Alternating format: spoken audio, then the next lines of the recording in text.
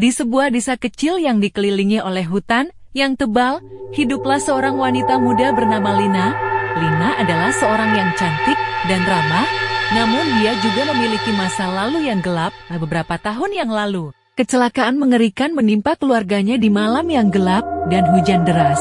Mereka terperangkap di dalam mobil mereka yang terbalik di tepi jurang. Satu-satunya yang selamat adalah Lina, yang harus hidup dengan rasa bersalah yang mendalam.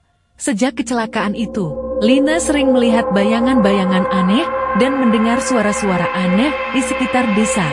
Dia yakin bahwa itu adalah roh-roh keluarganya yang menghantui tempat itu, mencoba berkomunikasi dengannya. Suatu malam, ketika hujan deras turun lagi, Lina mendengar suara panggilan dari dalam hutan. Tanpa pikir panjang, dia mengikuti suara itu. Saat dia memasuki hutan, dia merasa sebuah kehadiran yang menyeramkan mengikuti langkahnya. Tiba-tiba, di dalam hutan yang gelap, Lina melihat sesosok bayangan hitam yang berdiri di antara pepohonan. Dia mengenalinya sebagai bayangan ayahnya.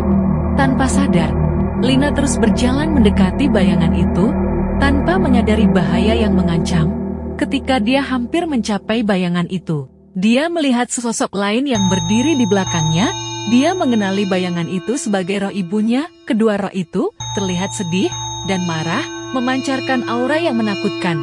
Lina tiba-tiba tersadar dan berusaha mundur, tetapi sudah terlambat. Dia merasa tangan-tangan dingin mencengkeram tubuhnya, menariknya ke dalam kegelapan hutan. Suara jeritan putus asa memenuhi malam yang gelap, namun tidak ada yang mendengarnya.